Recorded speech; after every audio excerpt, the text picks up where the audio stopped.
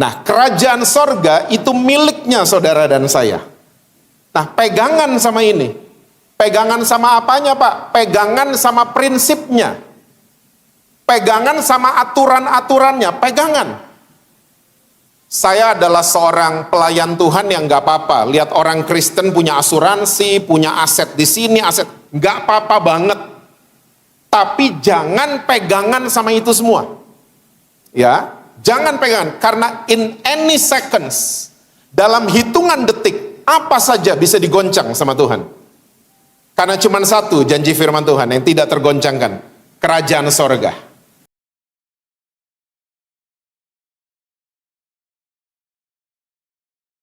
Yang sudah terjadi, yang sedang terjadi, dan yang akan terjadi. Kami sangat percaya dan yakin bahwa Engkau berdaulat penuh atas kehidupan setiap kami. Mari Roh Kudus bicara buat kami di waktu yang singkat ini. Terobosi kami Tuhan, tegur kami, koreksi kami. Kami mau Tuhan mulai dari ruangan ini sampai kami meninggalkan ruangan ini, kami mengalami perjumpaan pribadi dengan Tuhan Yesus. Kami harus mengakui ini bersama bahwa tanpa Tuhan kami gak bisa apa-apa.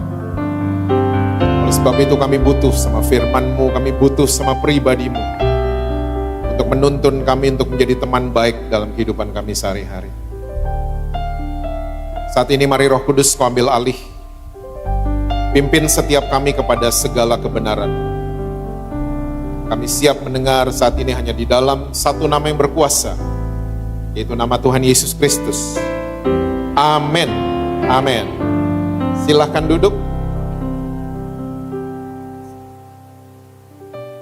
Boleh kasih tepuk tangan buat tim praise and worship kita.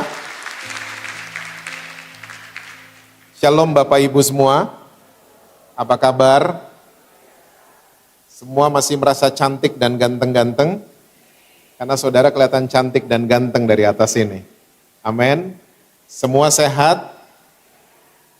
Kita percaya kita punya Tuhan Yesus yang baik ya, yang selalu menolong, memimpin, dan selalu menyertai kita semua. Amin Bapak Ibu. Oke, kita langsung lihat Alkitab kita bersama dalam kitab Ibrani pasal yang ke-12. Ayat yang ke-26, 27, dan 28. Kalau saudara senang judul khotbah saya adalah Thankful Heart. Ya, hati yang mengucap syukur. Ibrani 12 ayat 26 sampai 28 Alkitab catat begini. Waktu itu suaranya menggoncangkan bumi, tetapi sekarang ia memberikan janji. Satu kali lagi aku akan menggoncangkan bukan hanya bumi saja, melainkan langit juga. Ungkapan satu kali lagi menunjuk kepada perubahan pada apa yang dapat digoncangkan. Karena ia dijadikan supaya tinggal tetap apa yang tidak tergoncangkan. Jadi, karena kita menerima kerajaan yang tidak tergoncangkan, marilah kita apa saudara? Mengucap syukur dan beribadah kepada Allah menurut cara yang berkenan kepadanya, dengan hormat dan takut. Jelas Alkitab catat buat kita semua, bahwa Tuhan berjanji, Tuhan akan menggoncang semuanya. Dan Allah kita, kalau dia berjanji, janjinya Tuhan kita itu selalu ya dan amin. Nah, jadi kalau ada goncangan, jangan ditengking-tengking sama orang Kristen. Nah, hilang aminnya nih. Karena kita biasanya, kita tengking apa yang kita tidak suka. Tapi percayalah sekali lagi, goncangan itu adalah janji daripada Tuhannya saudara dan saya. Dan dia berjanji nggak cuman bumi saja, langit juga dia akan goncang. Semua dia akan goncang. Dan ini sudah kelihatan di depan mata kita semua kan? Ya, cuaca ekstrim tiba-tiba dan lain sebagainya. Perusahaan manapun digoncang, ekonomi digoncang, gereja digoncang, keluarga digoncang, dan banyak hal lagi digoncang sama Tuhan. Tuhan izinkan ini terjadi. Bahkan yang paling mengerikan adalah banyak iman daripada orang Kristen lagi digoncang juga. Tuhan juga izinkan. Saya agak-agak kaget bulan Mei kemarin, saya ada di negara yang namanya Belanda. Saya diundang oleh sebuah gereja di hari Minggu, di suatu hari Minggu, dan mereka nggak kayak GSJS begini, yang punya gedung gereja keren banget. Mereka menyewa sekolah TK, ya, dipakai untuk gereja mereka di hari Minggu. Dan waktu saya datang ke sana, saya izin sama gembalanya, saya mau ke toilet. Dan waktu saya ke toilet, saya kaget, saudara. Karena ada 2 pintu, dua-duanya lambang pelangi. Nggak ada lagi boy atau girl, nggak ada lagi. Nggak ada lagi male atau female. Kalau di Indonesia biasanya apa tuh? Keris sama konde biasanya. Ya, pria dan wanita udah nggak ada. Bayangin, itu gedung sekolah TK, anak-anak, elementary school. Tapi toiletnya dari mereka kecil sudah di brainwash. Bahwa pria boleh masuk di mana aja, wanita boleh masuk di mana aja. Ya, mereka mulai mengajarkan tentang kesetaraan. Dan banyak orang Kristen mulai menormalisasi gini-ginian. Saya ingin mengajak saudara-saudara, kaum senior, ya, kita menerima orang yang belok jalannya, tapi tidak normalisasi. Beda. Ya, kita menerima mereka seperti Yesus menerima mereka. Tapi bukan berarti kita setuju dan normalisasi dengan gini-ginian. Ini bukti bahwa banyak iman kekristenan juga lagi digoncang. Kita jadi ngelihat gini-ginian merasa oh biasa aja, merasa tidak apa-apa dan lain sebagainya. Nah, tapi ada berita baik dari firman Tuhan. Ada satu yang tidak tergoncangkan, namanya kerajaan sorga. Nah, kerajaan sorga itu miliknya saudara dan saya. Nah, pegangan sama ini. Pegangan sama apanya, Pak? Pegangan sama prinsipnya. Pegangan sama aturan-aturannya. Pegangan. Saya adalah seorang pelayan Tuhan yang gak apa-apa. Lihat orang Kristen punya asuransi, punya aset di sini, aset. Gak apa-apa banget.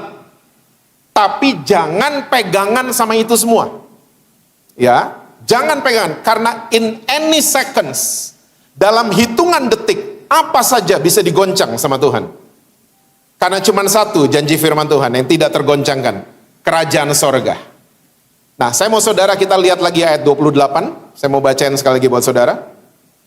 Masih Ibrani 12. Jadi karena kita menerima kerajaan yang tidak tergoncangkan, the unshakable kingdom, marilah kita apa saudara? Mengucap syukur dan beribadah kepada Allah menurut cara yang berkenan kepadanya dengan hormat dan takut. Nah, di tengah banyak goncangan ini, firman Tuhan pesan buat saudara dan saya, kita disuruh mengucap syukur. Sering-seringlah mengucap syukur. Karena yang saya temukan begini, mengucap syukur belum menjadi kultur dalam dunia kekristenan. Kulturnya orang Kristen itu komplain, bersungut-sungut.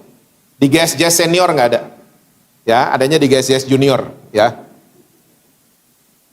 Kulturnya orang Kristen, mostly kalau saya ketemu, kita nih pinter bersungut-sungut, kita pinter komplain. Nah, waktu mengucap syukur belum jadi kultur. Karena mengucap syukur, kita cuma disuruh sama worship leader. Ya, kita mengucap syukur kalau tanggal merah 25 Desember, terima kasih Tuhan lahir buat saya. 1 Januari, terima kasih buat tahun baru. Jumat Agung, terima kasih Tuhan mau mati buat saya. Ya, hari raya Nyepi, terima kasih saya bisa bangun siang. Ya. Pokoknya kalau udah tanggal merah, kita dengan automatically kita bisa mengucap syukur. Tapi ada ratusan tanggal yang lain. Kita isinya bukan dengan thankful, bukan dengan mengucap syukur. Tapi kita kebanyakan dalam sepanjang tahun, kita banyakkan komplainnya. Banyakkan bersungut-sungutnya. Apa aja kita komplain, apa aja kita bersungut-sungut. Sementara firman Tuhan, di tengah goncangan yang banyak di akhir zaman ini, kita disuruh mengucap. Nah, makanya mengucap syukur mesti dijadiin budaya, mesti dijadiin kebiasaan. Ada apapun, hati kita yang mengatakan terima kasih Tuhan. Karena mengucap syukur bukan perkataan, tapi mengucap syukur adalah sikap hati. Bukan cuman omongan-omongan aja, bukan. Terima kasih ini, terima kasih, gampang kita kayak begitu. Tapi mengucap syukur lebih kepada bicara sikap hati. A thankful heart itu benar-benar sikap dari dalam hati saudara dan saya. Saudara, kita semua mesti paham, hati adalah ruangan termahal di planet bumi ini. Kenapa saya bilang begitu? Kalah hotel bintang 5 manapun, ya, ballroomnya kalah sama hati. Ya, hati adalah ruangan paling mahal karena pencipta langit dan bumi tiap hari mau lihat ruangan itu.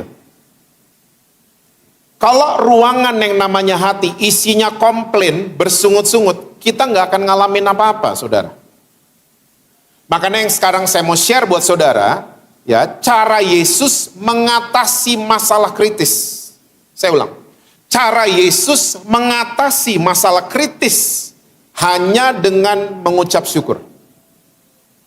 Karena ada 3 masalah kan dalam kehidupan saudara dan saya. Yang pertama masalah abal-abal. Tahu masalah abal-abal?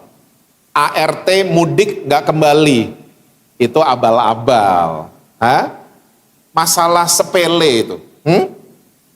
Apalagi kontrak kita sama klien nggak diperpanjang. Abal-abal.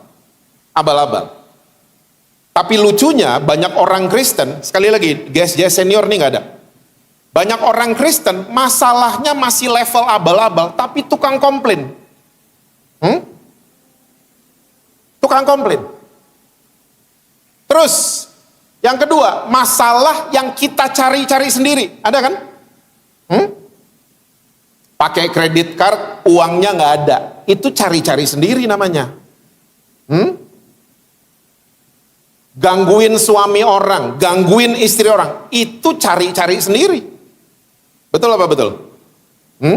Nah, makanya yang saya mau bahas buat saudara, masalah kritis ini generalnya masalah. Diselesaikan sama Yesus hanya dengan mengucap syukur. Yuk kita mulai. Yang pertama, Yohanes 11 ayat yang ke-41. Yohanes 11 ayatnya yang ke-41.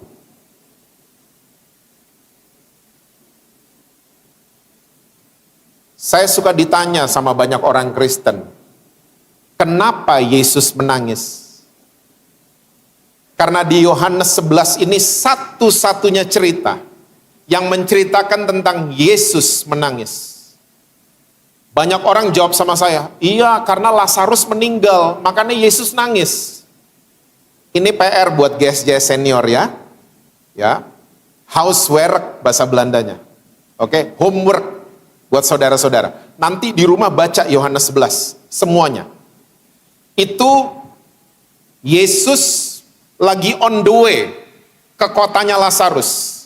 Dan dia dilaporin untuk cepet dong karena Lazarus sakit. Nah, kalau saudara baca di pasal 11 ayat yang di awal-awal, Yesus udah bilang sama murid-muridnya, penyakit itu nggak akan membawa kematian, tapi penyakit itu akan memuliakan Allah Bapa di sorga. Dia udah ngomong gitu, ya. Dan dia disuruh cepat-cepat. Dan karena dia disuruh cepat-cepat, Yesus sengaja tinggal 2 hari lebih lama. Sengaja. Dan waktu dia datang, setelah 2 hari sengaja dia extend, ternyata Lazarus sudah meninggal. Terus Yesus nangis. Jadi banyak orang Kristen bilang, Yesus menangis, ya, itu karena Lazarus meninggal. Enggak, kalau saudara ikutin ceritanya. Yesus menangis karena banyak orang tidak percaya sama dia. Dia udah bilang kan, penyakit itu enggak akan membawa kematian. Tapi penyakit itu akan memuliakan Allah Bapa di surga. Mereka enggak percaya. Makanya waktu dia datang, Lazarus meninggal, dia menangis. Karena banyak orang gak percaya sama dia. Dan sampai hari ini banyak orang juga gak percaya sama Tuhan Yesus. Ya, bukan di GSJ senior sekali lagi. Kita kalau gak percaya sama Tuhan Yesus, dia sengaja loh gak langsung ke Surabaya. Dia sengaja lebih lama di Jakarta nanti. Karena orang Surabaya gak percaya sama dia. Percaya sama Tuhan Yesus. Lumayan, yang amin 3 orang. Percaya sama Tuhan Yesus. Percaya sama firman-Nya Tuhan Yesus. Percaya. Syaratnya dari Tuhan Yesus kepada kita semua cuman percaya. Barang siapa yang percaya, mereka akan diselamatkan. Cuman itu syaratnya. Makanya percaya. Nah, waktu dia datang, Lazarus sudah meninggal 4 hari. Ilmu kedokteran mengatakan, ya, correct me if I'm wrong. Ya, sebuah jasad, mayat, itu mulai proses pembusukan di hari yang ketiga. Yesus datang, Lazarus sudah meninggal di hari keempat. Jadi udah mulai proses pembusukan. Udah hopeless. Hopeless. Udah gak ada harapan. Yuk, saya bacain buat saudara. Ini di makamnya Lazarus. Maka mereka mengangkat batu itu, lalu Yesus menengadah ke atas dan berkata, Bapa, aku apa? Mengucap syukur kepadamu karena engkau telah mendengarkan aku. Yesus gak suruh Petrus sama Yohanes doa keliling di kuburan. Enggak. Acara rohaninya Yesus hari itu hanya satu, mengucap syukur. Dia menengadah ke atas dan dia mengucap syukur. Saudara tahu masalah kritis yang pertama yang diselesaikan sama Yesus? Kematian namanya. Kematian. Saya tahun 2010 agak kaget. Karena papa kami yang sangat warm orangnya, papa saya. Lagi nonton TV, gak sakit. Lagi nonton sinetron sama cucunya. Tiba-tiba dia senderan, dia pergi. 71 umurnya, masih muda papa saya. Dia pergi, gak sakit, gak apa. Saya sebagai anak bungsu, saya gak terima. 2 tahun saya gak bisa move on. Kebanyakan why, tanda tanya di kepala saya. Kenapa gini, kenapa gitu Tuhan? Saya bertanya sama Tuhan, saya mempertanyakan Tuhan. Saya bertanya, kenapa? Kenapa? Kita lagi senang-senang, kita lagi plan sama-sama, kakak saya dari Belanda segala macam sudah plan untuk kumpul di Bali. Tiba-tiba Tuhan panggil papa. Tidak sakit, tidak apa-apa. Teman-temannya waktu datang, enak banget meninggalnya gitu. Saya dalam hati, iya dia enak, kita nggak enak. 2 tahun saya diajarin tentang mengucap syukur sama Tuhan. 2 tahun. Dan saya ajarin kedua anak saya, karena anak saya yang perempuan yang pertama cukup dekat sama opanya. Ya, dia terpukul juga. Karena kita dekat banget. Kita bercanda, ngobrol, bisa ngobrol apa aja. Apa aja. Waktu kita udah mulai dapat pelajaran tentang mengucap syukur. 2017 kita diuji sama Tuhan. Saya lagi di tempat kakak saya di Belanda. Saya kaget hari Minggu waktu saya bangun karena Belanda dengan Indonesia itu mundur waktunya. Jadi waktu saya bangun saya kaget. Ada 50-an miss call dari anak perempuan saya. Kaget dong. Ada apa nih? Pasti penting ini. Saya telepon, ternyata kakak saya yang nomor 3. Ya, jadi saudara tahu Billy kan ya? Pokoknya perbedaan saya sama Billy itu di kepala. Ya. Nah, antara Billy dengan saya punya kakak cowok satu lagi. Stanley. Nah, ternyata itu lagi hari Minggu. Stanley itu tinggal sama mama. Mama kami di Jakarta.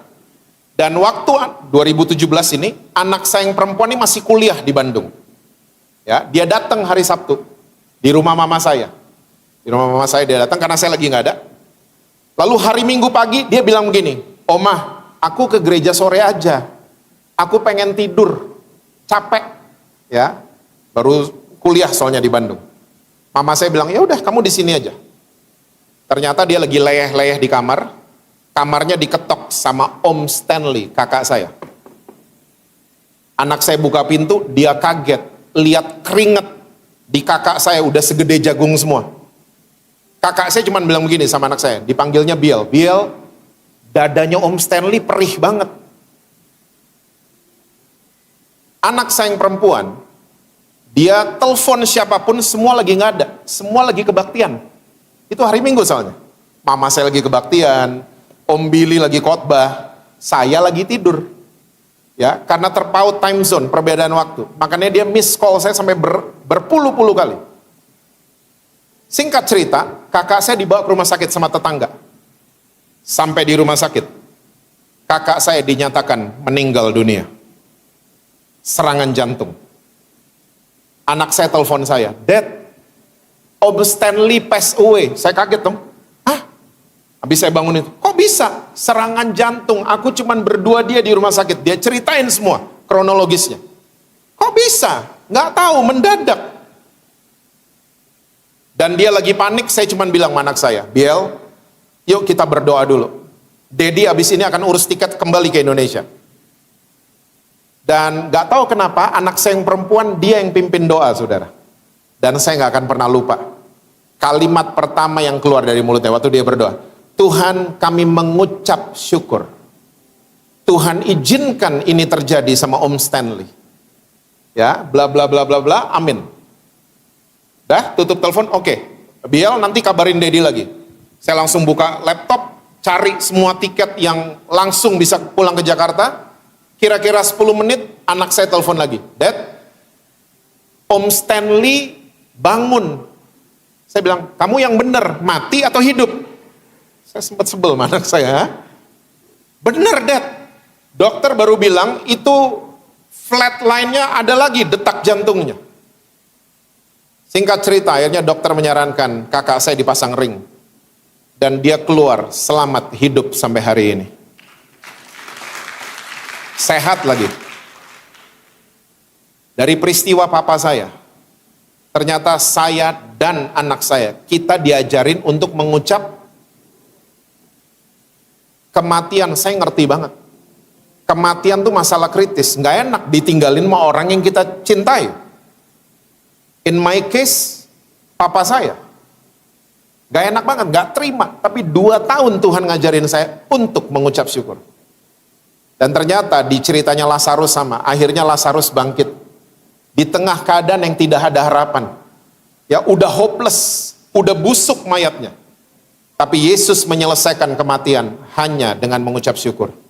Ingat baik-baik saudara, hidup adalah Kristus, mati adalah, walaupun kelihatannya nggak enak, tapi mulai belajar untuk mengucap syukur. Amin. Yang pertama. Yang kedua, saya nggak akan berlama-lama di yang kedua. Masalah kritis manusia yang kedua adalah lapar. Papa saya pernah ngomong gini sama saya, "Jess, mendingan ketemu sama orang yang nggak sekolah. Mendingan ketemu sama orang yang nggak sekolah dibanding ketemu sama orang yang lagi lapar." Dan nasihat papa saya benar banget. Lihat kan di TV kan, hanya dengan nasi bungkus orang bisa teriak-teriak apa yang mereka nggak ngerti. Karena kampung tengah nih pengaruh banget. Saudara, di Surabaya saya ngelihat lalu lintas di Surabaya tuh masih aman-aman lah. Saudara, kalau nyetir di Jakarta, kesehatan mental kita bisa terganggu loh. Karena banyak orang emosi di jalanan di Jakarta. Ternyata waktu dicek karena lapar. Orang kalau lapar gampang marah. Papa-papa pulang dari kantor, masakan belum selesai. Gimana tuh rasanya? "Oh nggak apa-apa sayang," begitu sama istri? "Nggak apa-apa, nggak apa, mau 2 jam lagi nggak apa-apa kok." Saya ngerti banget, I'm a understand husband. Banyak orang ribut cuman karena lagi lapar. Dan di Yohanes 6 ayat yang ke-11 itu ada peristiwa. Yesus lagi berhadapan sama orang, ribuan orang lapar. Saudara kalau pelajari cerita ini bukan sekedar lapar. Mereka lagi starving, itu beda sama hungry ya. Starving tuh udah kelaparan benar-benar. Emosian pasti mereka. Di peristiwa ini, Yesus menyelesaikan hanya dengan mengucap syukur. Tiba-tiba surplus terjadi. Mereka semua makan sampai kenyang dan masih surplus 12 bakul. Kita semua tahu cerita ini. Nah, saya akan masuk ke langsung yang ketiga. Masalah kritis yang ketiga namanya kusta. Yuk lihat sama-sama Lukas 17. Lukas 17 ayat 11 sampai dengan ayat yang ke-19. Itu judul perikopnya ke-10 orang kusta. Alkitab bilang gini. Dalam perjalanannya ke Yerusalem, Yesus menyusur perbatasan Samaria dan Galilea. Jadi Galilea sama Samaria itu berdekatan ya saudara, kalau saudara pernah ke Israel. Dan kalau ditelusuri ayat ini, sampai hari ini nggak ketemu, ini daerah ini nggak ketemu. Perbatasan apa? Nggak ada. Nah ini, tempat ini disinyalir adalah tempat isoman, isolasi mandiri buat orang-orang kusta di zaman itu. Dan isolasi di zaman itu nggak kayak kita kemarin waktu COVID kan. Kita kemarin waktu di isolasi ada Netflix, ada YouTube, ada GSJS online. Ya, kita keren banget kemarin waktu di isolasi. Zaman itu orang kusta kalau diisolasi benar-benar isolasi. Dia terputus sama dunia luar. Jadi perbatasan di ayat ini maksudnya itu. Ini tempat isolasi orang-orang yang terkena kusta. Lanjut ayat 12. Ketika ia memasuki suatu desa, datanglah 10 orang kusta menemui dia. Mereka tinggal berdiri agak jauh. Mereka tahu diri karena penyakit mereka menular. Jadi mereka berdiri agak jauh. Dan berteriak, Yesus Guru, kasihanilah kami. Lalu ia memandang mereka dan berkata, pergilah, perlihatkan dirimu kepada imam-imam. Dan sementara mereka di tengah jalan, mereka menjadi tahir. Nah, ini juga lucu nih ceritanya. Jadi orang Yahudi punya kebiasaan, kalau sembuh dari kusta, mereka mesti laporan sama imam-imam. Kalau sembuh. Nah ini masih sakit, dikasih instruksi sama Yesus, pergi ke imam-imam, kasih lihat diri kalian. Bayangin mereka semua tidak ada yang komplain, tidak ada yang bersungut-sungut, mereka ikutin instruksinya Yesus yang melanggar adat istiadat dan peraturannya mereka. Masih sakit kok, disuruh ke imam-imam. Ternyata karena mereka tenang dan percaya, di tengah jalan 10-10-nya menjadi sembuh, tahir. Lanjut. Ayat 15. Seorang dari mereka ketika melihat bahwa ia telah sembuh, kembali sambil memuliakan Allah dengan suara nyaring. Lalu tersungkur di depan kaki Yesus dan apa saudara? Mengucap syukur kepadanya, kepada Yesus. Orang itu adalah seorang Samaria. Jadi dari 10, 9 Jewish, 1 Samaria. Ya, kalau saudara masih ingat ceritanya, Yahudi sama Samaria nggak gaul. Ya, Samaria dianggap anjing, dianggap sampah sama orang Yahudi. Ya, seorang Samaria. Ayat 17. Lalu Yesus berkata, bukankah ke-10 orang tadi semuanya telah menjadi tahir? Di manakah yang 9 itu? Harus ikutin adat, sembuh, laporan sama imam. Oke? Tidak adakah di antara mereka yang kembali untuk memuliakan Allah selain daripada orang asing ini? Lalu ia berkata kepada orang itu, berdirilah dan pergilah, imanmu telah menyelamatkan engkau. Wow. 10 orang kusta. Saudara tahu penyakit kusta? Ya, hidungnya hilang, kupingnya hilang, jarinya tinggal 1, jarinya putus-putus. Ya, kulitnya mulai ngelopek semuanya. Oke? Dan waktu di tengah jalan mereka sembuh, 9 jalan terus, 1 kembali. Dan waktu dia kembali, dia tersungkur dan dia hit the right password. Dia memasukkan password yang benar, namanya mengucap syukur. Yesus bingung, loh, bukannya tadi yang tahir 10 orang, yang 9 pada kemana? Kok cuman kamu yang balik? Orang asing, makanya dibilang orang asing, karena dia orang Samaria. Oke? Dan Yesus di ayat 19, yuk lihat lagi. Saya bacain lagi buat saudara, boleh ditayangin? Lalu ia berkata kepada orang itu, berdirilah dan pergilah, imanmu telah menyelamatkan engkau. Saya kalau baca cerita ini, saya suka wondering, Bapak Ibu. Ini cerita ini spesialnya di mana? Ternyata kuncinya di ayat 19, boleh ditayangin versi bahasa Inggris nggak multimedia? Versi bahasa Inggris. KJV mungkin ada? Ya. And he said unto him, arise, bahasa Indonesianya sama tadi, berdirilah. Go thy way, pergilah, sama bahasa Indonesianya. Thy faith had made thee whole. Imanmu telah menyelamatkan kamu. Whole itu bukan selamat bahasa Indonesianya. Whole itu bahasa Indonesianya utuh kembali. Ternyata cerita ini punya keistimewaan. 9 orang mereka cuma sembuh luka-lukanya. Tapi orang Samaria yang mengucap syukur sama Tuhan Yesus, dia nggak cuma sembuh, dia dibuat utuh kembali sama Tuhan Yesus. Semua jarinya numbus, semua telinganya dia utuh kembali. Cuman karena dia ngapain? Mengucap kusta, melambangkan masa lalu. Kusta, kalau di zaman sekarang.